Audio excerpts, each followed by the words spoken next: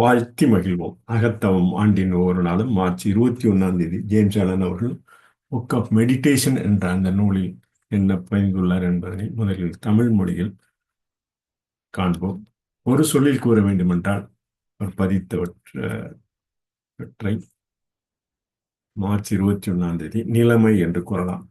மற்றவர்கள் மூலம் நாம் வழங்க முடிந்தால் ஓர் அளவு கூட நமது துன்பங்கள் முறையற்றதாகிறது. மற்றவர்கள் மூலம் நாம் வழங்க முடிந்தால் ஓரளவு கூட நமது துன்பங்கள் முறையற்றதாகிறது. நமது துன்பங்கள் மற்றும் இடர்பாடுகள் முற்றிலும் நமது அறியாமை மற்றும் தவறான செயல்களின் விளைவா அல்லது பகுதி அல்லது முழுவதுமாக மற்றவர்களால் மற்றும் வெளிப்புற நிலைமைகளால் ஏற்பட்டதா? நமது துன்பங்கள் முழுக்க முழுக்க நமது அறியாமை, தவறு மற்றும் தவறான செயல்களின் விளைவே. எல்லாம் குழப்பமாக இருக்கும்.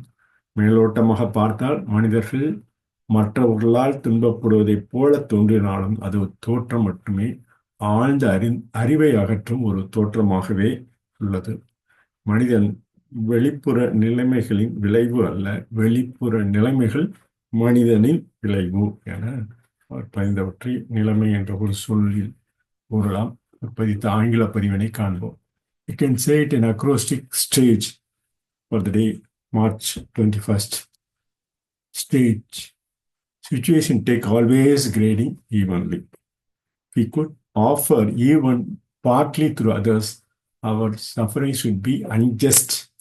All are our sufferings and troubles entirely the result of our own ignorance and wrongdoing, or are they partly or wholly brought about by others and by outward conditions?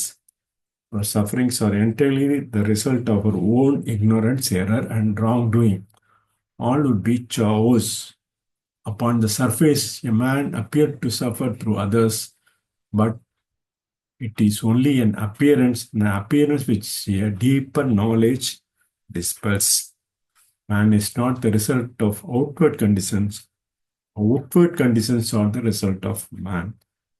For the day, March 21st, what he says was, in simple, single word, we can say, situation take always grading evenly for the word. Stage in acrostic stage we can say it in acrostic situation take always grading evenly என பதிந்து அகத்தவம் ஆண்டின் ஒவ்வொரு நாள் March 21 இந்த பதிவினை நிறைவு செய்கிறோம். நன்றி, வணக்கம்.